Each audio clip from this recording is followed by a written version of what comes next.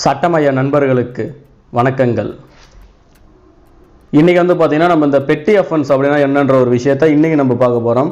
இதில் பார்த்திங்கன்னா இந்த பெட்டி அஃபென்ஸ்ன்றது என்ன, இதை நம்ம பொதுவாக பார்த்திங்கன்னா பெட்டி கேஸ் அப்படின்னு சொல்லுவாங்க. இது எப்போ ஒரு வழக்கு பெட்டி கேஸ் அப்படின்னு சொல்லுவாங்க. அது மட்டும் இல்லாமல் இது குற்ற விசாரணை முறை சட்டத்தில் எந்த இடத்துல இது சம்மந்தமாக சொல்லியிருக்காங்கன்ற ஒரு விஷயத்தை இன்றைக்கி நம்ம பார்க்க போகிறோம். அதற்கு முன்னாடி ஒரு சின்ன வீடியோவை பார்த்துட்டு அதுக்கப்புறம் நம்ம வீடியோக்குள்ளே போகலாம். இந்த வீடியோவில் நீங்கள் பார்த்தாலுமே தெரியும், இது ரீசெண்டாக நடந்தது தான் தமிழகத்தில். இதில் பார்த்திங்கன்னா ஒரு காவல் உதவி ஆய்வாளர்னு நினைக்கிறேன், அவர் என்ன பண்ணியிருக்காரு, வாகன சோதனையில் வழக்கம் போல் ஈடுபட்டிருக்காங்க. அந்த சமயத்தில் ஒரு பையனும் ஒரு அம்மாவும் ஹாஸ்பிட்டல் போனோம் அப்படின்னு வாகனத்தில் வந்திருக்காங்க. அந்த காவல் அதிகாரி என்ன பண்ணியிருக்காருன்னா, அவங்களோட வாகனத்தை வாங்கி டிடைன் பண்ணி வச்சுக்கிட்டு ஒரு ஆம்புலன்ஸ் வரும், ஆம்புலன்ஸ் வந்தோடனே நீங்கள் ஆம்புலன்ஸில் போங்க அப்படின்னு சொல்லியிருக்காரு. எந்த ஒரு வாகன சோதனையில் யார் ஈடுபட்டாலும் ஒரு மெடிக்கல் எமர்ஜென்சி அப்படின்னு ஒரு நபர் சொல்கிறாங்க அப்படின்னா அவங்கள கட்டாயம் விடுவிக்க வேண்டும் அப்படின்றது தான் இது சட்டம் சொல்லுதோ இல்லையோ, இது ஒரு சாதாரண ஒரு ஹியூமனிட்டி. இதை பண்ண தவறி அந்த உதவி காவல் ஆய்வாளர் பார்த்திங்கன்னா கண்டிப்பாக அவர் மீது ஒரு துறை ரீதியான நடவடிக்கை எடுக்கிறதுக்கு இந்த வீடியோ மூலமாக ஒரு வேண்டுகோள் வச்சுக்கிறோம். இது பார்த்திங்கன்னா அவர் பண்ணது ஒரு மிகப்பெரிய தவறு அப்படின்னு சொல்லலாம். காரணம் என்னென்னா, இது பார்த்திங்கன்னா ஒரு வாகனத்தில் போகிற சமயத்தில் நம்மக்கிட்ட ஒரு ரெக்கார்டு இல்லை அப்படின்னா எந்த சமயத்தில் நம்ம வாகனத்தை ஒரு டிராஃபிக் போலீஸ் டிடைன் பண்ணலாம் அப்படின்னு நம்ம கண்டிப்பாக எல்லாருமே தெரிஞ்சுக்கணும். ஃபஸ்ட்டு விஷயம் பார்த்திங்கன்னா நம்மக்கிட்ட லைசன்ஸ் இல்லை அப்படின்ற ஒரு சமயத்தில் நம்மளோட வாகனத்தை டிடைன் பண்ணலாம். அதுக்கப்புறம் பார்த்திங்கன்னா ட்ரங்க் அண்ட் டிரைவிங்காக இருந்தால் நம்மளோட வாகனத்தை டிடைன் பண்ணி வைக்கலாம். அதுக்கப்புறம் ரிஜிஸ்டர் பண்ணாத வாகனமாக இருக்குது அப்படின்னா அந்த சமயத்தில் நம்மளோட வாகனத்தை டிடைன் பண்ணி வச்சுருக்கலாம். அதுக்கப்புறம் பார்த்திங்கன்னா பர்மிட் இல்லை வாகனத்துக்கு அப்படின்னா இது போல் ஒரு சில சமயங்களில் பார்த்தோன்னா காவல்துறையினருக்கு நம்மளோட வாகனத்தை டிடைன் பண்ணி வைக்கிறதுக்கான ஒரு அதிகாரமாக அவங்களுக்கு இருக்குது அப்படின்னு சொல்லலாம். இருந்தும் அது பார்த்திங்கன்னா அவங்க கண்டுபிடிக்கப்பட்ட ஒரு தவறு. அவங்க நினைச்சாங்க அப்படின்னா நம்மளை அந்த இடத்துல விடுவிக்கிறதுக்கான ஒரு அதிகாரம் அவங்களுக்கு இருக்குது. இது பார்த்திங்கன்னா எல்லா சூழல்லையும் அவங்கள நம்ம விடுங்க அப்படின்னு யாரையும் கேட்கல. ஒருவேளை இது மாதிரி ஒரு எமர்ஜென்சி சுச்சுவேஷனில் யாராவது ஒரு நபர் பாதிக்கப்படுறாங்க அப்படின்னா கண்டிப்பாக நீங்கள் அந்த இடத்துல யோசித்து பார்க்கணும்.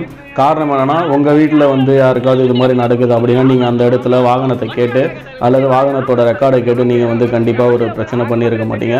இதெல்லாம் பார்த்தீங்கன்னா கண்டிப்பாக காவல்துறையினர் தவிர்க்கணும் அப்படின்றதுக்காக தான் இதை சொல்ல வரோம். ஒருவேளை உங்களுக்கு இது மாதிரியான ஒரு காரியங்கள் எல்லாம் பண்ணிவிட்டு நான் மனநிலை பாதிக்கப்பட்டேன், சாரி நான் மன அழுத்தத்தில் இருந்துட்டு அப்படின்ற ஒரு சாதாரண காரணத்தை தயவு செய்து சொல்ல வேண்டாம். காரணம் என்னென்னா, ஒரு மெஜிஸ்ட்ரேட்டையே திட்டிட்டு ஒரு காவலர் நான் மன அழுத்தத்தில் இருந்தேன் அப்படின்னு சொல்கிறது ஒரு வேடிக்கையான விஷயமா இருக்குது. இதெல்லாம் ஃப்யூச்சரில் கண்டிப்பாக நடக்காமல் இருக்கணும். இது ரொம்ப ஒரு ஒஸ்டான செயல் தான் சொல்ல முடியும். அந்த வீடியோவில் அந்த அம்மா கடைசியில் பார்த்தீங்கன்னா ஒரு மயக்க நிலைக்கே போயிடுறாங்க. அவங்களால சுத்தமாக முடியல. அப்படின்ற சமயத்தில் நமக்கு ஒரு சந்தோஷமான விஷயம் என்னென்னா, அங்கே இருக்க பப்ளிக் பார்த்தீங்கன்னா இறங்கி கேட்குறாங்க, நீங்கள் உங்கள் வீட்டில் நடந்தால் இது மாதிரி இருப்பீங்களா? இது பார்த்தீங்கன்னா ஒரு ஆரோக்கியமான விஷயம். யாராவது ஒரு இடத்துல எங்கன்னா ஒரு நபர் பாதிக்கப்படுறாங்க அப்படின்னா அதை நீங்கள் ஒரு கும்பலாக சேர்ந்து கேட்டீங்க அப்படின்னா அதற்கான ஒரு ரியாக்ஷனோ அதற்கான ஒரு ஆன்சரோ பார்த்தீங்கன்னா வேறு மாதிரி இருக்கும். இது எல்லா இடத்துலையும் உங்களை பண்ணுங்க அப்படின்னு சொல்லலை. இது போல் தேவை இருக்கிற இடத்துல இது மாதிரியான ஒரு செயல்களை செஞ்சீங்க அப்படின்னா கண்டிப்பாக அடுத்த வாட்டி இதை செய்யறதுக்கு எந்த அதிகாரியாக இருந்தாலும் பயப்படுவாங்கன்ற ஒரு விஷயத்தை சொல்லிக்கிட்டு இப்போ பார்த்தீங்கன்னா நம்ம இந்த பெட்டி அஃபென்ஸ் அப்படின்னா என்னன்னு பார்க்க போகிறோம். ஒரு குற்றம் பார்த்தீங்கன்னா 1000 ரூபாய்க்கு கம்மியாக அதற்கான ஒரு அபராத தொகை இருக்குது அப்படின்னா அதை பெட்டி அஃபென்ஸ் அப்படின்னு சொல்லுவாங்க.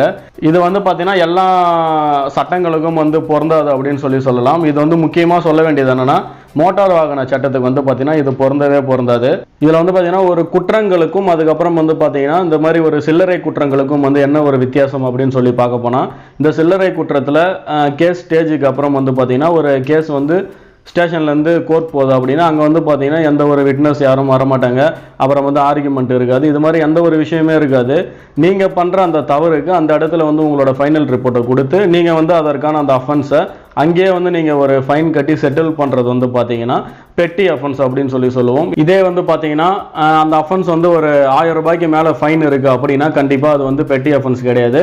அதற்கான அந்த சட்ட ரீதியான ஒரு சில அந்த வழக்குகள்லாம் எப்படி போகுமோ அதே மாதிரி தான் போகும்.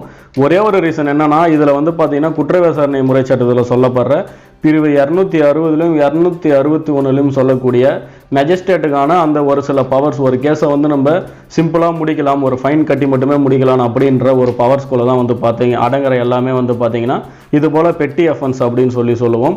அது மட்டும் இல்லாமல் இன்னொரு விஷயம் என்னென்னா, இதில் ஒரு அஃபென்ஸ் வந்து நம்ம செட்டில் பண்ணுறோம் அப்படின்னா கண்டிப்பாக ஃப்யூச்சரில் அதுக்கு மேலே வந்து அப்பீல் போக முடியாது அப்படின்றது இதே குற்ற விசாரணை முறை சட்டத்தில் தான் சொல்லியிருக்காங்க. ஒரு குற்றம் செய்யப்பட்ட நபர், அதாவது இந்த மாதிரி ஒரு பெட்டி குற்றம் செய்யப்பட்ட நபர், சில்லறை வழக்குகளில் ஒரு குற்றத்தை வந்து புரிந்த நபர் வந்து பார்த்தீங்கன்னா அவர் வந்து நடுவர் முன்னாடி நேரடியாக வரணும் அப்படின்ற எந்த ஒரு அவசியமும் இல்லை அப்படின்றதையும் இதே குற்ற விசாரணை முறை சட்டத்தில் தான் சொல்லியிருக்காங்க. இது வந்து பார்த்தீங்கன்னா பொதுவாக எல்லா இடத்துலையும் வந்து பொருந்தாது. நிறைய சட்டங்களுக்கு ஏற்றது போல இந்த பெட்டி குற்றங்கள்ன்றது மாறும். அப்புறம் இன்னொரு விஷயம் என்னன்னா, நம்ம எல்லாருக்குமே தெரியும் இந்த பொது இடத்துல வந்து புகைப்பிடிப்பது குற்றம் அப்படின்றது. இது வந்து பார்த்தீங்கன்னா இந்த குற்றத்தோட இன்டென்சிட்டி வந்து ரொம்ப கம்மியாக இருந்தாலும் இது வந்து பார்த்தீங்கன்னா ஒரு பனிஷபிள், இது வந்து ஒரு தண்டனைக்குரிய குற்றமாக கருதப்பட்டால் இது வந்து ஒரு பெட்டி அஃபென்ஸாக எடுத்துக்க மாட்டாங்க. அதே போல் வந்து பார்த்தீங்கன்னா காப்பிரைட் ஆக்டில் சொல்லப்படுற ஒரு சில குற்றங்கள், இது போல் வந்து பார்த்தீங்கன்னா நிறைய குற்றங்கள் இருக்குது. அதோட அந்த இன்டென்சிட்டியை பொறுத்து அது வந்து ஒரு சில்லறை குற்றமா அல்லது வந்து பார்த்தீங்கன்னா அது ஒரு தண்டனைக்குரிய குற்றமான்றதை கண்டிப்பாக நீதிமன்றம் முடிவு பண்ணுறதுக்கான ஒரு சாத்தியம் இதில் இருக்குன்றதை சொல்லிக்கிட்டு மறுபடியும் இன்னொரு வீடியோவில் சந்திப்போம். கண்டிப்பாக இந்த வீடியோ பிடிச்சிருந்தா லைக் பண்ணுங்கள், ஷேர் பண்ணுங்கள், சேனலை சப்ஸ்கிரைப் பண்ணுங்கள். மறுபடியும் இன்னொரு வீடியோவில் சந்திக்கிறேன். நன்றி, வணக்கங்கள்.